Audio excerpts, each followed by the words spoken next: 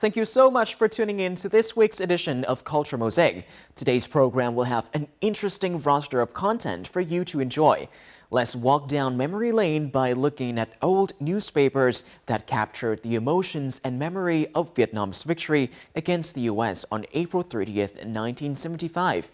Later on, we'll have a chance to chat with an insider on Vietnam's visual effect industry and how it manages to penetrate into international productions. Finally, let's take a closer look at how a Vietnamese artist uses 3D live casting techniques to recreate replicas of influential women both in Vietnam and Italy. And that's all for the introduction. Let us begin. Memories about Vietnam's April 30th victory relived through old newspapers. Made in Vietnam visual effects branch out globally. 3D live casting, the art of honoring Vietnamese and Italian women.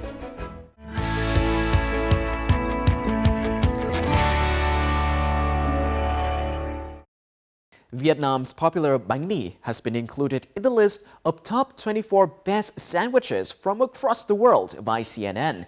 The prestigious media outlet described the taste of bánh mì as crunchy, fresh, savory, and utterly delicious. The website shared that bánh mì is typically sold from food carts and can be found on nearly every street corner of Ho Chi Minh City, as well as across Vietnam as a whole, with the delicacy being widely loved well beyond the country's borders. Bánh mì is considered a symbol of Vietnamese cuisine, which has built up quite a reputation globally. The Travel, a well-known travel site in Canada, has ranked Vietnam in 5th place on the list of top 10 most attractive destinations in Asia. According to the magazine, Vietnam is one of the most peaceful countries in the world, praising its development and youthful vitality, with numerous majestic natural wonders found across the S-shaped country. The magazine also mentioned Vietnam's uniquely shaped limestone islands in Hạ Long Bay, Phong Nha Cave in Phong Nha Kẻ Bàng National Park, and charming rivers in the Mekong Delta region, saying that these are just a few of the many tourist attractions located in the Southeast Asian nation. The Sự Sống, a live project, combined artistic performances, practical activities, and themed events to promote nature conservation and art. The exhibition is expected to take visitors on an artistic trip to Con Dao Island, where the main events of the Sự Sống, or live project, will take place in May. There, they can marvel at the Con Dao coastline and all of its natural elements, from the rocks and sand to the sound of the sea, alongside artistic performances. The project will showcase the pristine natural beauty of the island through a harmonious combination of various art forms such as art installation, performance, painting, lighting, and music.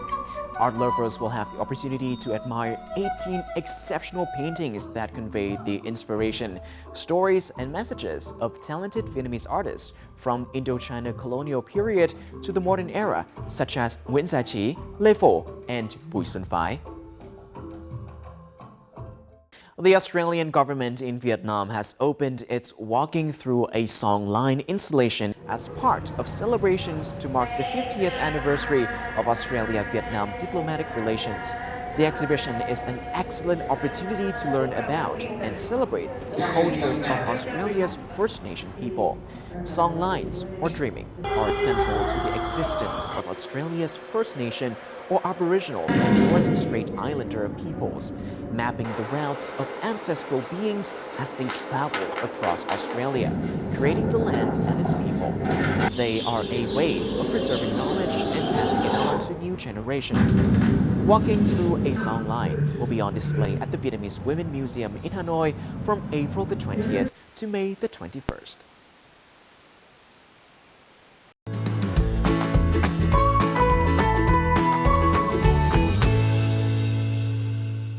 The victory of the Vietnamese military during the resistance war against the U.S. on April 30th, 1975 led to the reunification of Vietnam. 48 years have passed, but unforgettable moments on this special day still lingers through historical newspapers. To capture news stories about the event, many reporters and journalists at that time traveled to various locations to cover everything they witnessed, thereby providing readers with the latest news about the victory of the Vietnamese army and mixed feelings of the Vietnamese people in the North and the South after the war ended. Join us in this week's edition of Culture and Lifestyle to discover untold stories about the jobs of journalists who ever worked for famous newspapers in Hanoi. The Ho Chi Minh Campaign was the last military operation launched by the People's Army of Vietnam during the 1975 Spring Offensive. Although it took place for only 6 days, from April the 26th to April the 30th, 1975, it was a significant milestone in the history of Vietnam. Amid an exciting atmosphere, Vietnamese people and soldiers nationwide were overwhelmed with happiness and hope as they received regular updates from news agencies in Hanoi. Among the major news agencies at that time, Nhân dân newspaper was considered the central organ of the Communist Party of Vietnam and the voice of the party, state, and people of Vietnam. Nguyễn Hồng Vinh, former reporter of Nhân dân newspaper, was sent to the Trường Sơn battlefield and worked in the heart of combat zones in the early 1970s. Then in mid-1975, he worked in Ho Chi Minh City as a correspondent. More than 4 decades have passed. He's never forgotten memories about the working atmosphere in the Nhân dân newspaper's office after the South was liberated. Tất cả các cái ban phải có những kiếp trực 24 giờ trên 24 giờ để theo dõi toàn bộ cái diễn biến của chiến dịch Đại thắng mùa xuân. Ngoài cái việc các kiếp trực thường xuyên ở nhà đấy, thì ban biên tập quyết định mở 2 cái tổ phóng viên chiến trường. Và tiếp theo thì cái mốc chiến thắng nó dồn dập quá, mà phóng viên chưa kịp lấy tài liệu ở điểm vừa giải phóng, đã phải nhanh chóng kết thúc cái việc viết bài để gửi ra cho kịp đăng. Việc viết bài xong đấy, đưa ra tòa soạn như thế nào là một khâu cực kỳ khó khăn. Phóng viên phải tranh thủ kê mảnh giấy ở trên đùi, ngồi trên xe để viết nhanh. Rồi thì tìm đến các cái đoàn bộ đội ra Hà Nội, chúng ta gửi bài. Trong những ngày phản ánh cái không khí của đất nước ta giải phóng đấy, Tổ quốc đã liền một giải đấy, thì tôi vẫn còn đang ở Hà Nội. Tôi được phân công nhiều nhiệm vụ và phải nắm thật chắc cái diễn biến tâm trạng của các tầng lớp nhân dân. Và như vậy đó, nó hình thành những cái nhóm phóng viên tổ chức những cái cuộc đi tới cơ sở để ghi nhanh cái tinh thần khẩn trương, đồng tâm hiệp lực với nhau để ra số báo hôm sau hay nhất, đẹp nhất đó, nó thấm sâu vào ý thức của từng đội ngũ cán bộ phóng viên. Giữa tòa soạn với khâu in ấn là một công đoạn nối nhau liên tiếp. Lúc ấy là chúng ta in rất là thô sơ, gọi là in typo. Làm việc thì đã khuya khoắt như thế do cái tình hình phương tiện đi lại khó khăn. Nhưng mà đêm đến mà có bài ít nhất là 12 giờ đêm, thì bài mới từ tòa soạn chuyển sang, thì công nhân lại phải rất khẩn trương, làm sao chậm nhất là 5 giờ có báo để có thể đưa báo Nhân dân về đây dán trên bản tin. Đây là hình ảnh những công nhân nhìn vào những cái bài vở được duyệt đấy, xếp chữ trên từng khuôn, sau đó là mới lắp lại thành từng bài cho một trang báo. Lúc ấy thì vô cùng náo nức, nhất là những công nhân trực tiếp in, họ cứ điện thoại liên tục là bao giờ có bài chuyển sang.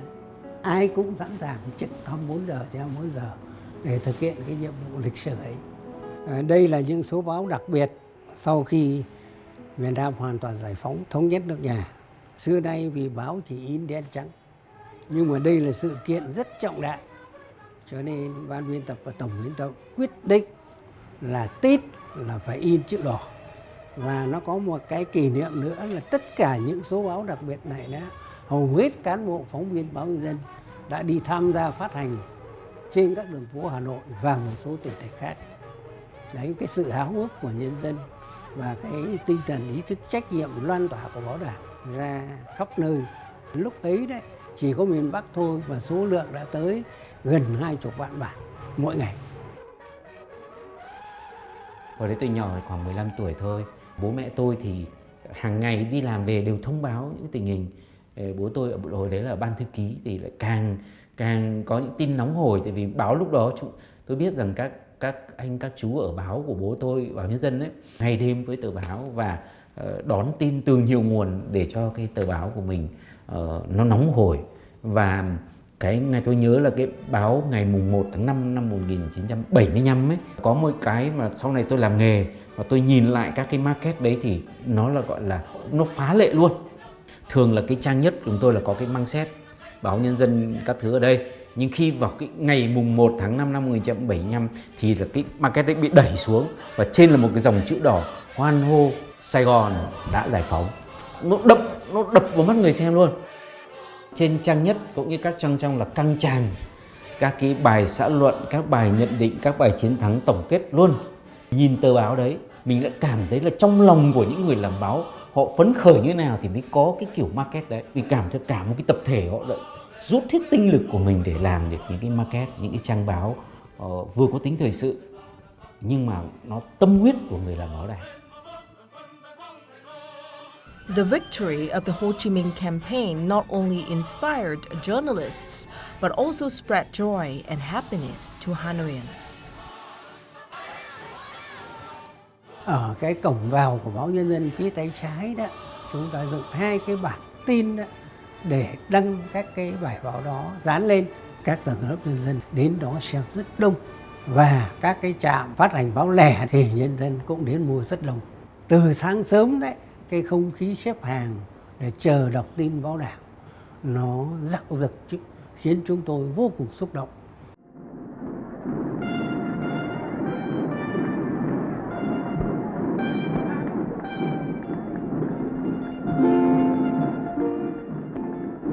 Trưa ngày 30 tháng 4 năm 1975, khi tôi nghe mọi người hô là giải phóng rồi, thế là bọn tôi mấy đứa trẻ chạy ra cái ngã tư này. Tất cả các ngả về đây là mọi người đều đổ về đây để ăn mừng chiến thắng.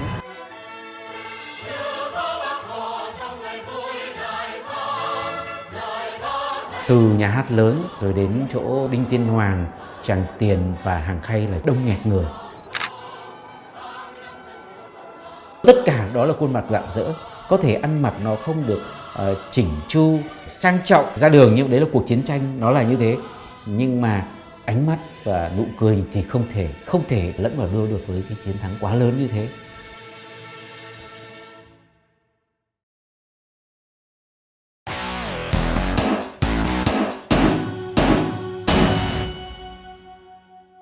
If you happen to linger a bit longer at the cinema and watch the credit roll, you would see something very interesting.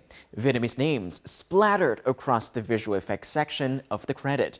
And that's not by accident. It's true that the Vietnamese visual effect industry has been collaborating with international productions on many world-famous projects for years now. To understand how Vietnamese visual effects studios managed to attract the attention of producers worldwide, we sat down with Thierry Nguyễn, an internationally renowned VFX artist, to gain a better understanding of the industry and its direction moving forward. 우리가 17층에서 일을 하고 지하 1층에서 This is a 점심을 scene 먹는데 from the famous Netflix series Extraordinary Attorney Woo. And these are the special effects that was created by a Vietnamese visual effects studio. In the scene as well. And not just in this series alone. The studio is also involved in many other international productions, such as South Korean's Glitch, Double Judge,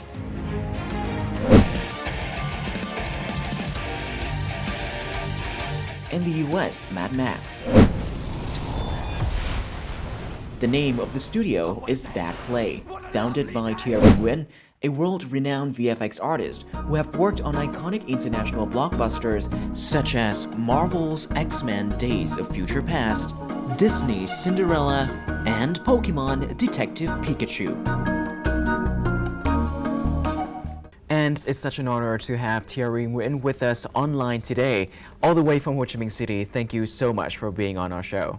Yeah, I'm happy to always participate. So, how did your studio Bad Clay manage to score so many international projects? One of the first one was doing just a bit of work on the movie Mad Max right at the beginning. We already at that point that, for example, Korean productions, they naturally go to Vietnam because they can see by themselves that we're ready. We're ready to do more. We're ready to take a lot of projects. So you don't really need to do a lot of convincing. There's not enough artists to do all these series on Netflix, for example. And there's a very young and large workforce, a lot of artists there. As someone who have worked in so many blockbuster projects, what are your judgment on the skills of Vietnamese VFX studio currently? It's difficult to compare.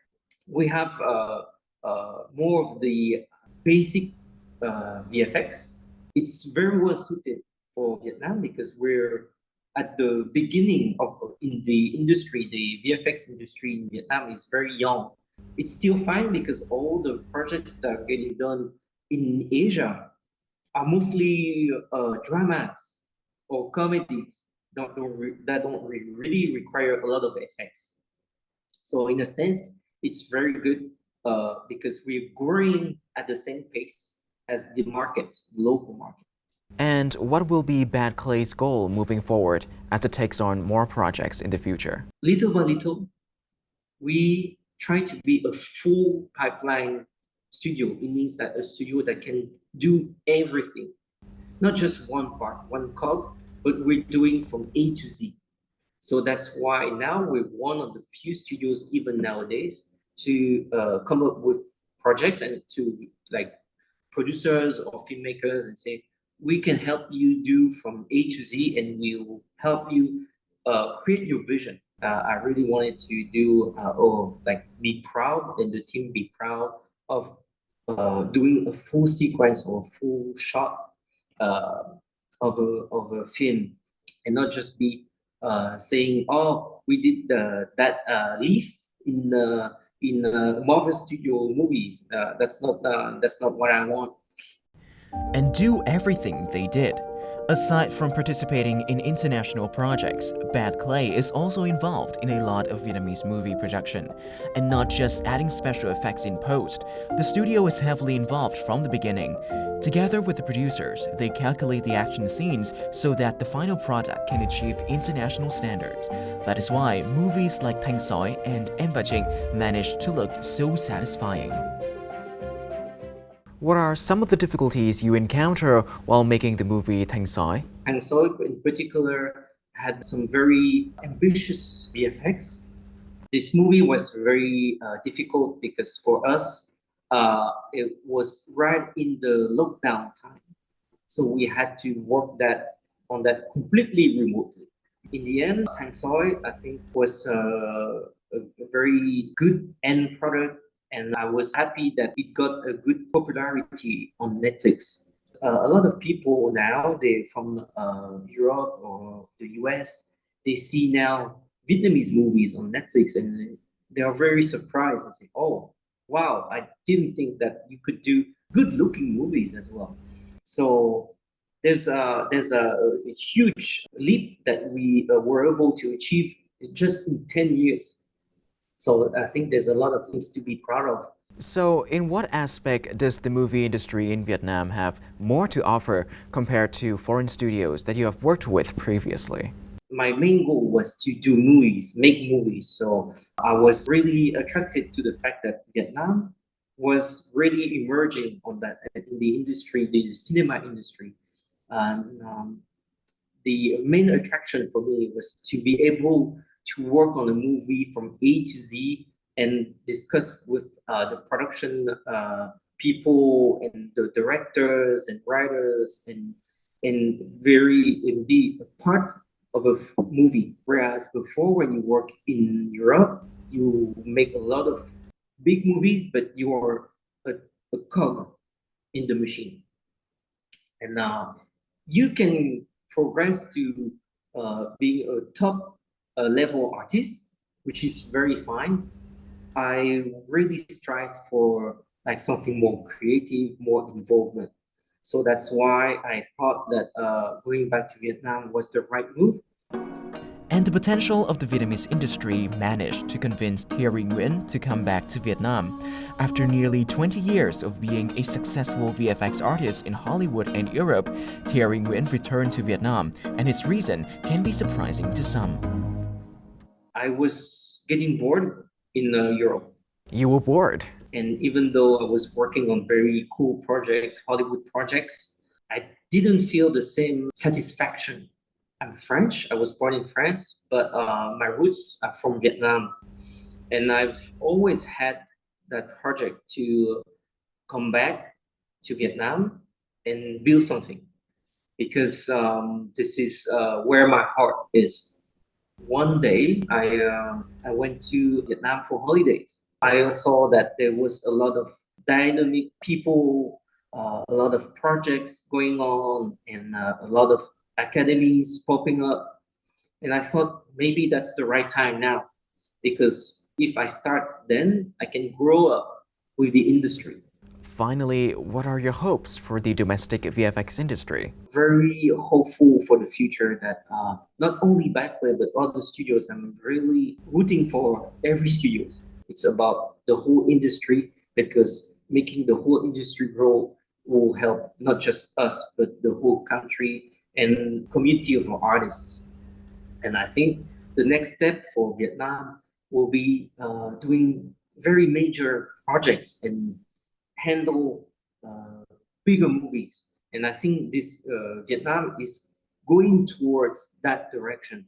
It would maybe take a few more years, but we're definitely going there, at least with Backplay, and I'm pretty sure that we're not the only ones. Thank you so much, Thierry, for being on our show today, and I can't wait to see the future you unveiled for the VFX industry in Vietnam.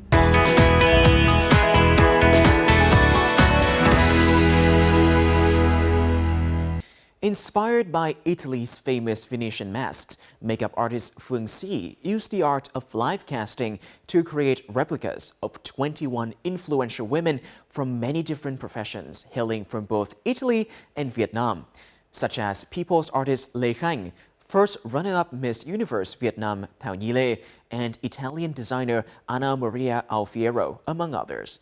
All these artworks are on display at the exhibition Bản Thể in Hanoi.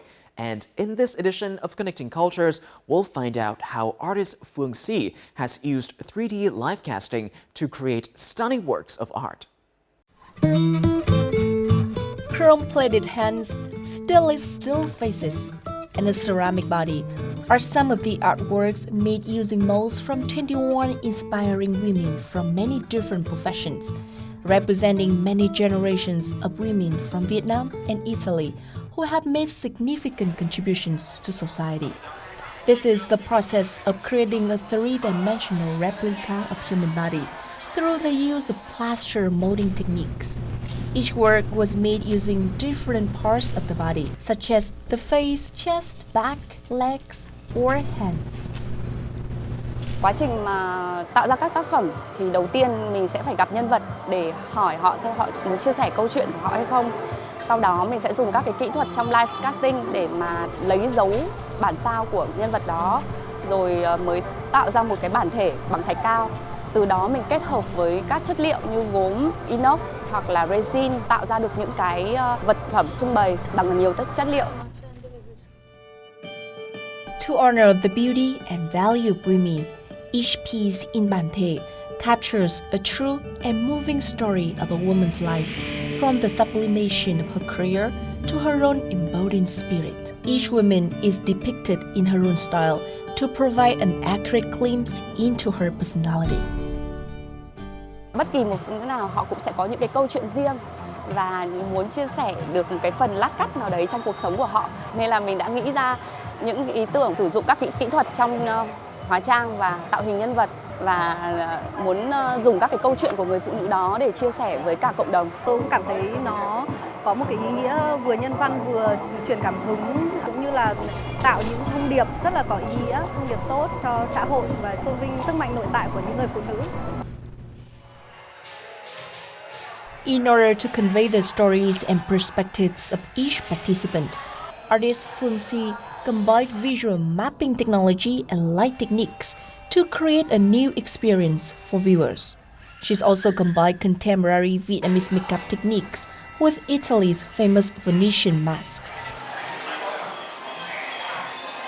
My statue is amazing. I really like it. It's very expressive and it's a nice sensation because it looks that my power can be big and even bigger. I think this project is the perfect combination of the creativity of Vietnamese people and the creativity of Italian people. And I think that the artist was able to express all this in a very creative and contemporary ways. And we are very proud to support it on the occasion of the 50th anniversary of Italy-Vietnam diplomatic relations.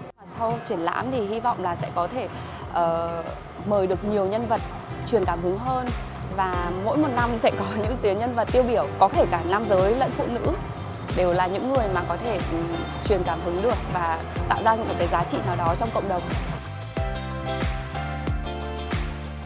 Combining tradition and modernity, the Bản Thể exhibition is expected to become a bridge to help international audiences better understand the people and culture of Vietnam and Italy through the language of art. And that is the end of our program. If you'd like to catch us online, download the VTV Go app from your Google Play or App Store, or tune in to our YouTube channel at youtube.com/VTV4Go for more of our programs. Don't forget to join us next week for another episode of Culture Mosaic. Goodbye for now.